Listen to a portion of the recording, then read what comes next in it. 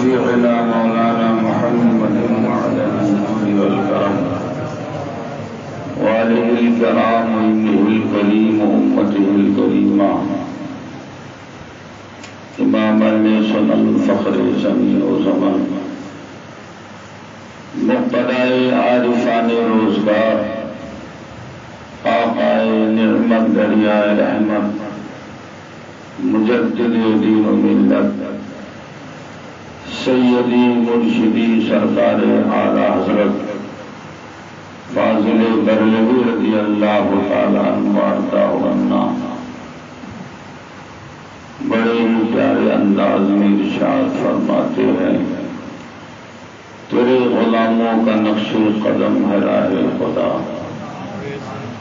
تیرے غلاموں کا نقش قدم ہے راہ خدا، وہ کیا بہک سکے جو یہ سراغ لے کے چلے۔ یہ مبارک و مسعود مہینہ جمادی الاول کا ہے اور آج اس کی 5 تاریخ ہے۔ اللہ تبارک و تعالی جل مجدہ کریم یہ مہینہ ہمارے اور آپ کے لیے مبارک و مسعود فرمائے اور اس کی رحمتوں سے برکتوں سے مالا مال فرمائے۔ آج جمادی الاول کی 5 تاریخ ہے اور اسی مہینے کی 6 تاریخ کو یعنی 6 جمادی الاول کو دنیائے سنیت کی ایک عظیم اور عبقری شخصیت جسے دنیائے سنیت مجاہد ملت کے نام سے یاد کرتی ہے، 6 جمادی الاول 13 مارچ 1981 میں اسی بمبئی کی سرزمین پر 5:45 پر بوقت عصر وصال فرمایا، یعنی 6 جمادی الاول حضور مجاہد ملت علیہ الرحمہ کے وصال باکمال کی تاریخ ہے۔ اللہ اگر آپ کو توفیق دے تو کل 6 جمادی الاول ہے، بوقت عصر 5:45 پر آپ نے جمعہ کے دن وصال فرمایا تھا۔ آپ حضرات اس ساعت کو اور اس تاریخ کو ذہن میں رکھیں اور کوئی زیادہ فاصلہ نہیں ہے، آج 5 ہے کل 6 ہے۔ 6 جمادی الاول کو 5:45 پر حضور مجاہد ملت کا وصال باکمال ہوا تھا، اس لیے آپ سے اگر ہو سکے تو کل 5:45 پر حضور مجاہد ملت علیہ الرحمہ کی بارگاہ ناز میں ضرور خراج پیش کرنے کی سعادتیں و برکتیں حاصل کیجیے۔ انشاءاللہ مسجد میں 5:45 پر کل حضور مجاہد ملت کی بارگاہ میں خراج پیش کیا جائے گا عصر کے بعد، اور 5:45 پر سرکار مجاہد ملت علیہ الرحمہ کا پل شریف ہوگا۔ آپ حضرات اگر اپنے گھروں میں کرنا چاہیں اچھی بات ہے، اور اگر اپنے گھروں میں نہ کر سکیں تو مسجد میں اس کا اہتمام ہوگا، اس میں ضرور شرکت کی سعادتیں اور برکتیں حاصل کریں اور حضور مجاہد ملت علیہ الرحمہ کے فیض و برکات سے مالا مال ہونے کی کوشش کریں۔ سرکار مجاہد ملت علیہ الرحمہ یقیناً مجاہد ملت ہی تھے۔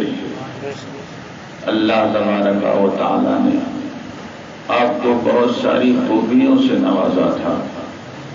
جہاں ایک طرف آپ رئیس اعظم اڑیسہ تھے، وہیں پر دین کے بہت بڑے مجاہد تھے.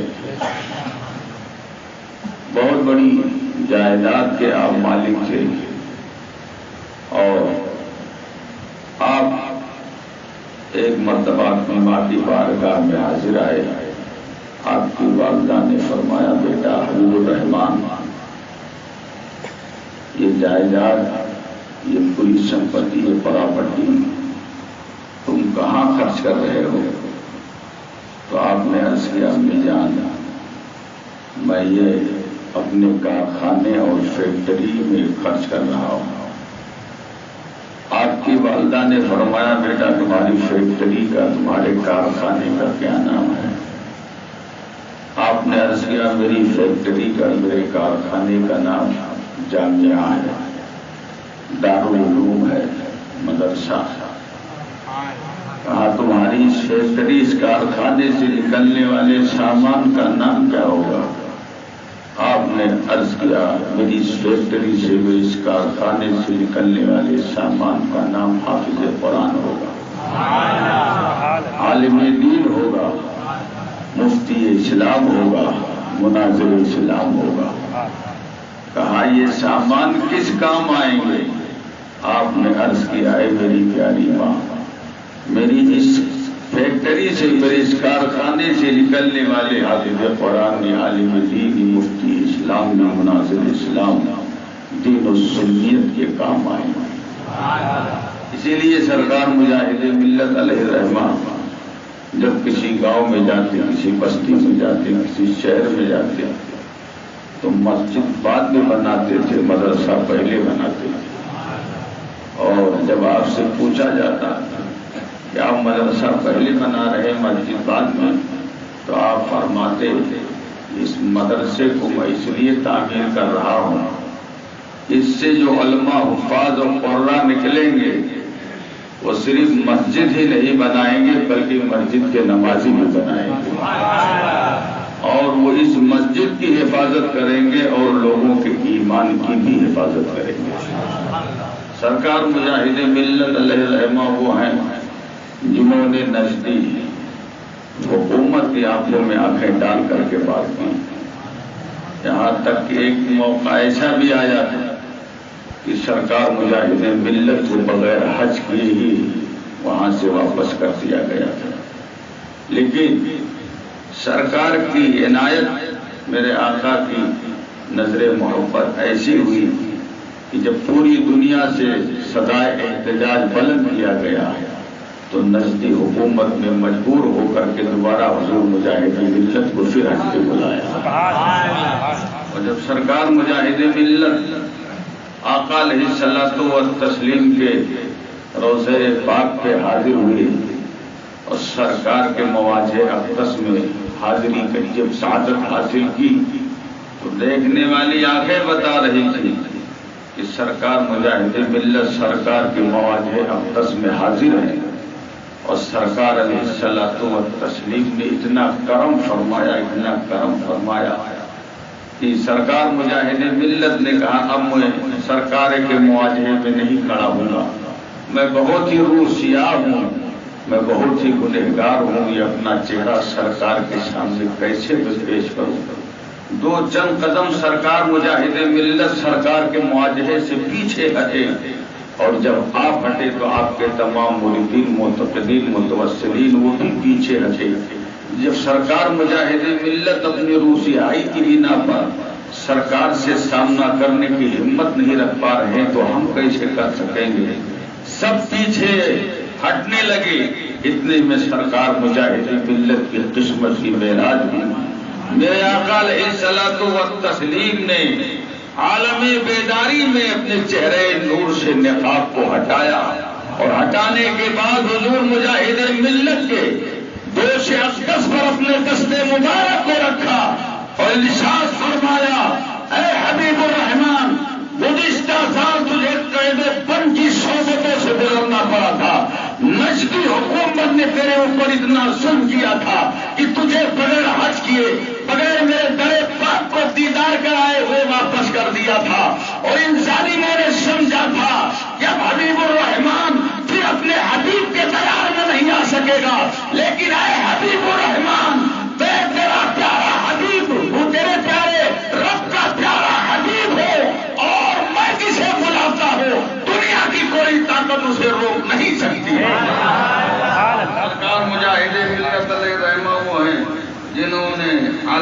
بیداری میں سرکار علیہ الصلوۃ والتسلیم کا دیدار فرمایا اور سرکار نے انہیں تسلی عطا فرمائی اور ارشاد فرمایا کہ گزشتہ سال تمہیں واپس کر دیا گیا تھا یوں ہی، لیکن اس سال کسی اور نے نہیں، تم کو میں نے بلایا ہے، جسے میں بلاؤں اسے کوئی روک نہیں سکتا ہے۔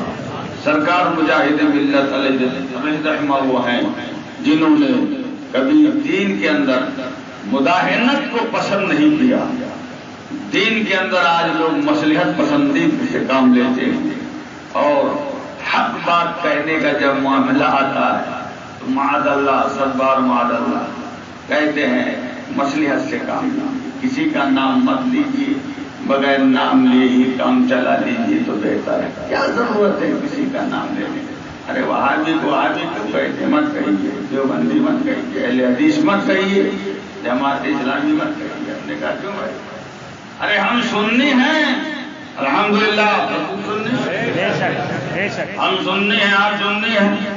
ہمیں صبح سے لے کر شام تک کوئی سنی کہے بریلوی کہے ہمیں کوئی چڑ نہیں ہوتی، ہم ہیں تو ہیں، ہمیں فخر ہوتا ہے۔ ہمیں سنی کہو، بریلوی کہو، اعلیٰ حضرت والا کہو، کچھ بھی کہو، ہم تو ہیں ماشاءاللہ۔ ہم سنی ہیں، بریلوی ہیں، ہم رضا والے ہیں، ہمیں کہو، ہمیں کوئی چڑ نہیں ہوتی۔ ہم تمہیں دیوبندی کہتے ہیں کیوں چڑ ہو جاتی ہے؟ ہم تمہیں وہابی کہتے ہیں کیوں چڑ ہو جاتی ہے؟ تم جب اہل حدیث اپنی مسجدوں پہ لکھتے ہو، مسجد کو مدرسہ اہل حدیث، تو ہم تم کو جب اہل حدیث کہتے ہیں تو کیوں چڑ جاتے ہیں؟ تم مودودی ہو، تم کو ہم مودودی کہتے ہیں چڑ جاتے ہیں۔ قادیانی کو قادیانی کہتے ہیں چڑ جاتے ہیں، کہتے ہیں کسی کافر کو کافر مت کہو، کہتے ہیں یہ گٹکا کنہوں نے فٹ کرا دیوبندیوں نے کہ کافر کو کافر مت کہو، کیا پتا وہ مسلمان ہو جائے۔ یہ گٹکا فٹ کرتے ہیں، کافر کو کافر مت کہو، کیا پتا وہ مسلمان ہو جائے۔ تو ہم کو تو یہ بات سننے کے لیے بھی بولیں کہ مومن کو مومن نہ کہو، معاذ اللہ کیا وہ کافر ہو جائے۔ نہیں، یہ تمہارا گٹکا غیر مقبول ہے۔ جب تک آدمی موجودہ پوزیشن میں جو ہے وہی کہا جائے گا۔ اگر بچہ ہے تو اس کو بچہ ہی کہا جائے گا۔ یہ کہو بچے کو بچہ نہ کہو، کیا پتا وہ جوان ہو جائے، تو جوان تو ہوگا ہی۔ تو جب بچہ ہے تو بچہ کہا جائے گا، اور جب جوان ہو جائے گا تو جوان کہا جائے گا۔ جب وہی بچہ پھر جوان ہو کر کے بوڑھا ہو جائے گا تو بوڑھا کہا جائے گا۔ تو جو ہے اس کو وہی کہا جائے گا۔ قرآن نے منافق کو منافق کہا، قرآن نے کافر کو کافر کہا، قرآن نے جو ہے حرامی کو حرامی کہا۔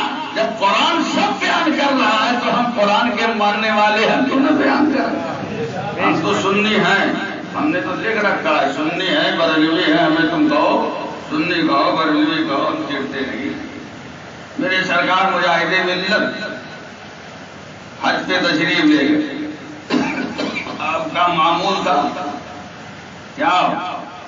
ٹھیک جماعت جب نجدیوں کے حرم میں ہو رہی ہوتی تو ٹھیک اس وقت آپ امامہ باندھتے، وضو کرتے، محترم ممبر ہوتے، ٹھیک جماعت جب حرم میں آ جاتی اور نجدیوں کی جماعت ہو رہی ہوتی اور سرکار مجاہد ملت علیہ رحمہ وہیں پہ ٹہلتے ہوتے تھے، چلتے ہوتے تھے۔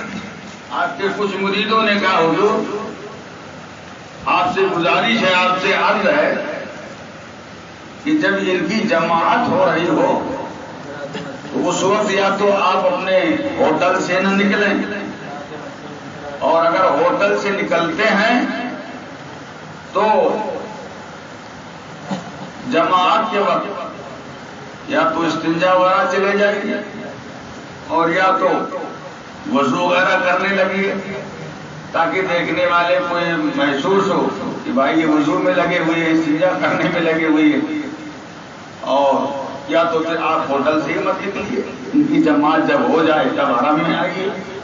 سرکار مجاہد ملت نے ارشاد فرمایا کہ میں وضو کر کے امامہ زیب سر کر کے پوری تیاری کے ساتھ ٹھیک جماعت کے وقت اس لیے حرم میں آتا ہوں کہ اگر مجھ سے کوئی پوچھے بھائی جماعت ہو رہی ہے اور جماعت کے وقت آپ ٹہل رہے ہیں، آپ ان کے پیچھے نماز کیوں نہیں پڑھتے؟ تو میں لوگوں کو یہ بتا سکوں، لوگوں سے یہ کہہ سکوں کہ میری نماز ان کے پیچھے نہیں ہوتی، اسی لیے پوری تیاری کے ساتھ صافہ باندھ کے وضو کر کے میں آتا ہوں۔ جماعت تھوڑی ہوتی، پڑھتا نہیں، ٹہلتا رہتا ہے۔ وہ اسی لیے جان بوجھ کر کے کہ مجھ سے کوئی پوچھے کہ آپ ان کے پیچھے نماز کیوں نہیں پڑھ رہے ہیں، جماعت ہو رہی ہے آپ ٹہل رہے ہیں، تو میں یہ کہہ سکوں کہ میری نماز ان کے پیچھے نہیں ہوتی۔ پھر وہ مجھ سے ظاہر سی بات ہے پوچھے گا کہ آپ کی نماز ان کے پیچھے کیوں نہیں ہوتی، تو میں یہ کہہ سکوں، میں یہ بتا سکوں کہ یہ خطار مصطفیٰ ہے اور میں وفادار مصطفیٰ ہوں، اور وفادار مصطفیٰ کی نماز خطار مصطفیٰ کے پیچھے نہیں ہوتی۔ رخصت ہے، ان کو رخصت تھی، جماعت میں نماز، جماعت کے ساتھ نماز نہیں پڑھنی تھی تو ہوٹل میں رہے یا اس وقت وضو کرتے ہوئے یا استنجا وغیرہ کرتے ہوئے ٹائم پاس کر دیتے، کسی کو پتہ نہ چلتا کہ جماعت ہو رہی اور یہ شریک نہیں۔ لیکن سرکار مجاہد ملت علیہ رحمہ وہ ہے جو رخصت پر نہیں بلکہ عزیمت پر عمل کیا کرتے تھے۔ سبحان اللہ سبحان اللہ، ایسے مرد مجاہد تھے۔ اور جب آپ نے نجدی امام سے مناظرہ کیا تھا تو اسے وہیں پہ چت کر دیا تھا میدان مناظرہ میں، اور سرکار مجاہد ملت علیہ رحمہ وہ ہے، سبحان اللہ، جنہوں نے کبھی کسی بد مذہب سے سمجھوتا نہیں کیا، نبی کے گستاخ سے کبھی کمپرومائز نہیں کی، اور اپنوں کے لیے تو خدا کی قسم وہ موم سے بھی زیادہ نرم تھا، لیکن غیروں کے لیے وہ ایک عظیم چٹان بن جاتے تھے سختی کے معاملے میں۔ اور سرکار مجاہد ملت علیہ رحمت رضوان خود بھی سخت تھے اور اپنے مریدوں کو بھی سختی کا مزاج عطا فرمایا تھا، اور آپ نے قائدانہ حیثیت سے اہل سنت کی قیادت فرمائی، اور اپنے وقت سے، اپنے مال سے، اپنے زر سے آپ نے دین و سنت کی خدمات انجام دی۔ تو سرکار مجاہد ملت حضرت علامہ حبیب الرحمان صاحب اللہ عباسی رئیس اعظم اڑیسہ وہ ہیں جنہوں نے دین و سنت کی بڑی خدمات انجام دی ہے۔ اس دور میں ہمارے بہت سارے علماء، خاص کر میرے سرکار شیر سنت بھی میدان مناظرہ میں ہوتے، اکثر آپ مناظرہ فرماتے۔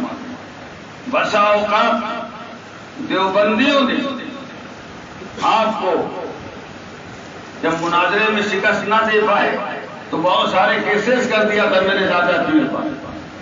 بہت سارے ایسے معاملات میں جہاں میرے سرکار شیر سنت پر ان لوگوں نے کیس کیا تو اس کیس کے لیے اور اس میں مکمل طور پر تعاون اس دور کے ہمارے اکابر نے جو ہے سبحان اللہ پیش فرمایا، جیسے شعیب الاولیاء حضرت علامہ شاہ یار محمد صاحب صلی اللہ علیہ براؤ شریف، انہوں نے سرکار شیر سنت کا بڑا ساتھ دیا، حضور مجاہد ملت نے بڑا ساتھ دیا۔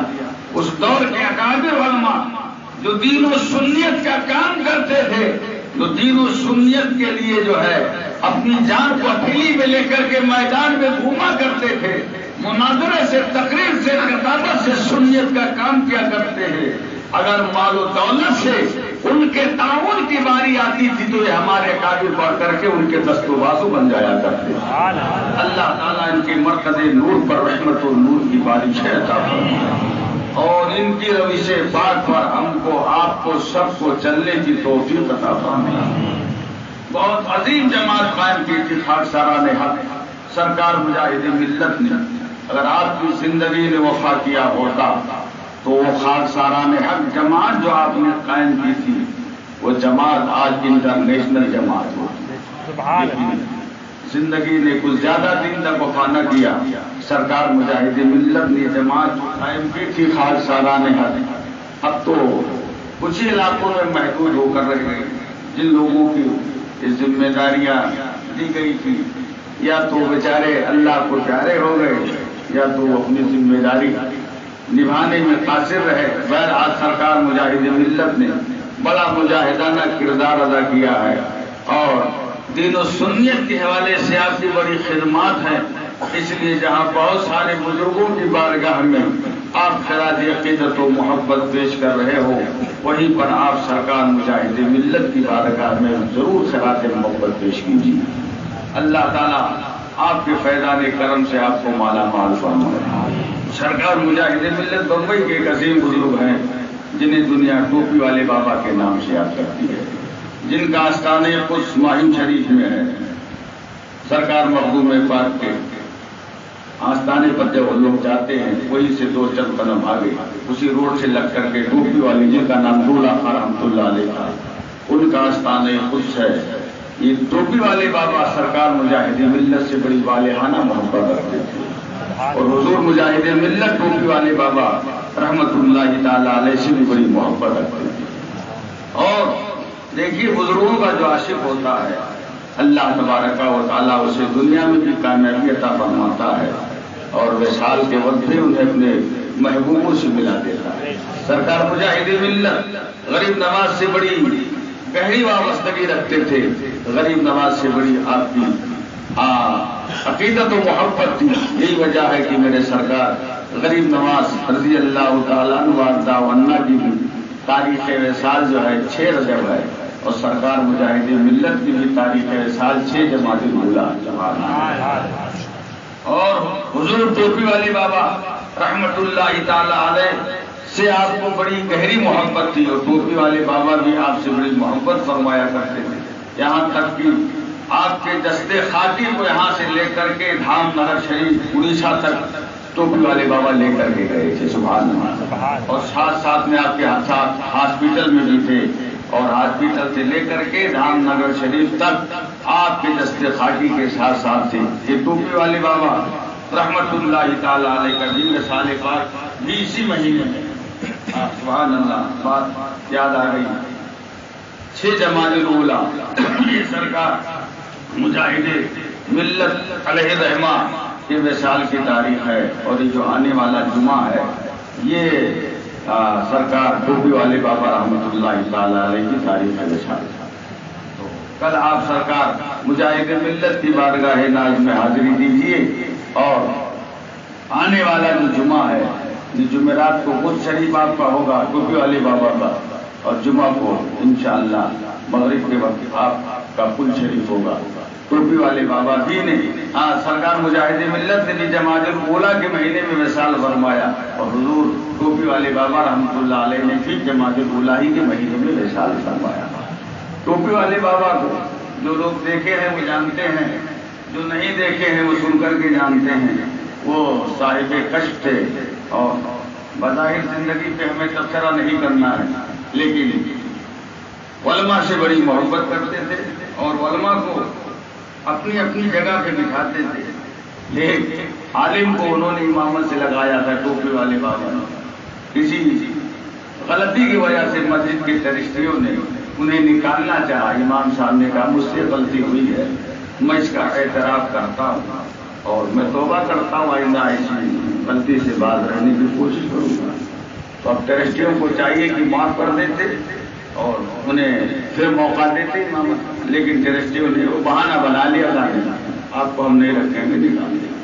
اب چونکہ ان کو ٹوپی والے بابا نے امامت سے لگایا تھا، وہ مولانا صاحب کہیں اور نہیں گئے، سیدھے ٹوپی والے بابا کی بارگاہ میں آئے اور کہا حضور مجھ سے ایک غلطی ہوئی، میں نے توبہ بھی کر لی، رجوع بھی کر لیا، اس کے باوجود بھی مسجد کے ٹرسٹیان ہم کو نکالنے پر آمادہ ہیں۔ ٹوپی والے بابا جلال میں آ گئے اور تمام ٹرسٹیوں کو بلایا اور بلانے کے بعد صدر سے آپ نے کہا یہ بتا تیرے لیے توبہ کا دروازہ کھلا ہے؟ بولے جی ہاں میرے لیے توبہ کا دروازہ کھلا ہے۔ بولے مولانا صاحب کے لیے؟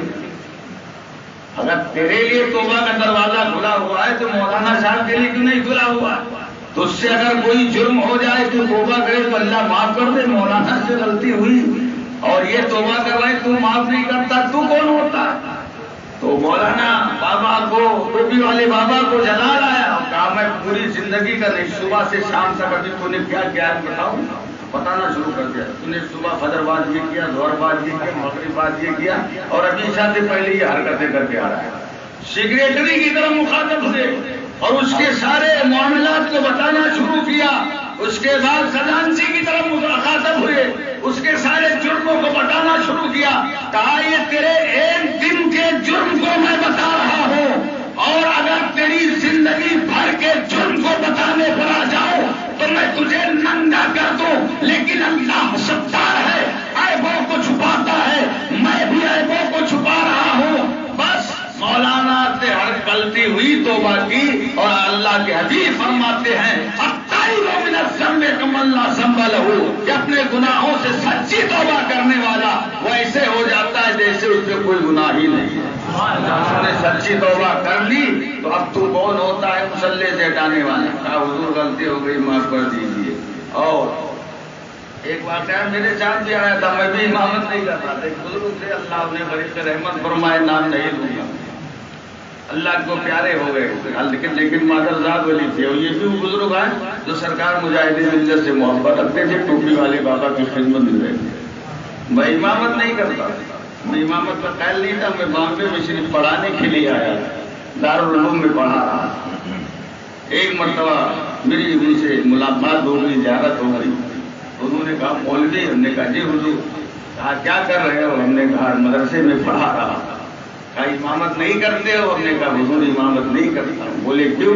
ہم نے کہا حضور ہر مسجد میں مائک کا معاملہ ہے، اس لیے امامت نہیں کرتا. انہوں نے کہا اچھا بغیر مائک کے اگر امامت دلاؤں تو امامت کرو گے؟ تو ہم نے کہا اگر ہاں بغیر مائک کی آپ ہمیں امامت دلائے تو کر لوں. تو انہوں نے بابا کو کہا، اس بابا کا بھی نام نہیں لوں. بولے لے جاؤ مولوی کو فلاں مسجد میں. وہ ہم کو لے گئے دہاڑی کی قادریہ مسجد میں. پہلے میں نے وہی امامت شروع کی. اس کے بعد مسجد دیکھی، سب کچھ دیکھا. مسجد لمبی چوڑی بڑی بڑی. آیا بابا نے کہا مسجد دیکھ لی؟ ہم نے کہا ہاں مسجد تو دیکھ لی. بہت لمبی مسجد ہے، 90 فٹ تک نمازی رہے تھے، لیکن بغیر مائک کے وہاں معاملہ چل نہیں پائے گا. بولے چلے گا چلے گا، آپ کو امامت کرنی ہے تو بولو مائک ہٹوا دیتا. ہم نے کہا مائک ہٹوا دیجیے تو پھر میں شروع کر دے گا. تو انہوں نے کہا ٹھیک ہے میں مائک ہٹوا دیتا ہوں. مائک ہٹوا دیا. اب پیرسٹیوں نے یہ کہا کہ حضرت ایسا کیجیے کہ ان کو اس جمعہ میں بھیج دیجیے، بھی ہمارے یہاں عارضی امام ہیں، ہم ان کی تقریر سننے، درد سن لیں اور یہ سب دیکھ لیں. پھر اگر یہ پسند آئے تو ٹھیک ہے، اور پسند نہیں آئے تو کم سے کم ہمارے عارضی امام تو ہیں، ورنہ وہ بھی چلے جائیں گے. نہیں پسند آئے وہ بزرگ کو جلال آ گیا جو مجھے امامت میں بھیج رہے تھے. ان کو جلال آ گیا، اور جب جلال میں آتے تھے تو بہت نوازتے تھے. وہ بڑے دوسرے انداز میں، وہ مزدور ٹھیک تک کے بزرگ تھے، مکان ٹائپ کے بزرگ.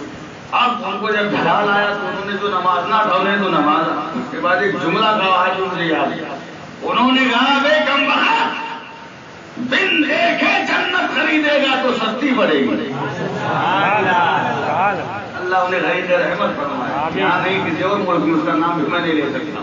انہوں نے کہا دن دیکھے جنت خریدے گا تو سستی پڑے گی، اور دیکھ کر کے جنت خریدے گا تو مہنگی پڑے گی. یہ جملہ فرمایا. انہوں نے کہا حضور غلطی ہوئی، ہم لے جا رہے ہیں. بولے نہیں لے نہیں جا رہے، ابھی اسی وقت تقرری کرو، ابھی اسی وقت ان کو فکس کرو امامت پہ تو میں بھیجتا ہوں، اور اگر نہیں فکس کرتے ہو تو جاؤ اپنا کام کرو. پھر انہوں نے میری تقرری کی، فکس کر لیا.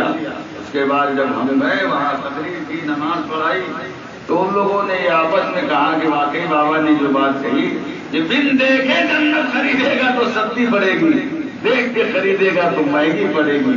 اگر ہم دیکھ کر کے ان کو امامت رکھتے تو بہت مہنگے ہم کو امام پڑھتے، لیکن بابا کی بات ہم نے مان لی تو ہم سستے میں پڑ گئے. تو ایک امامت ہم نے بھی ایسی کی تھی ایک بزرگ سے، ہمارا بھی تعلق بزرگوں سے تو ہمارا والی تعلق رہتا ہے، ہم تو اللہ والوں سے ہی جو ہے وابستگی رکھتے ہیں، اس لیے کہ میرے اعلیٰ حضرت نے فرمایا ہے کہ اولیاء اللہ کے سبب جو ہے روزی ملتی ہے، اولیاء اللہ کے سبب بلا دور ہوتی ہے، اولیاء اللہ کے سبب میدان جہاد میں مجاہدین کو مدد ملتی ہے، اولیاء کے سبب بارش ہوتی ہے، اولیاء کے سبب یہ زمین قائم ہے۔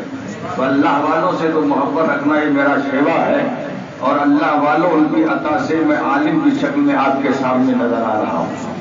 تو اللہ والوں سے تو محبت ہے، لیکن امامت کی ایک بات جو آئی وہ میں بتاؤں کہ اللہ والے جو ہوتے ہیں بڑی دور سے نظر رکھتے ہیں، اور جب مائک کو لے کر کے لوگوں نے پھر ہنگامہ کرنا چاہا تو میں نے انہیں بزرگ سے کہا حضور اب میں تنگ آ گیا ہوں، میں امامت چھوڑ دینا چاہتا ہوں، اس لیے کہ آئے دل لفڑے ہوتے ہیں، مائک لگاؤ یہ کرو وہ کرو، تو امامت کرنا کوئی واجب فرض نہیں ہے، میں حضور چھوڑ دیتا ہوں۔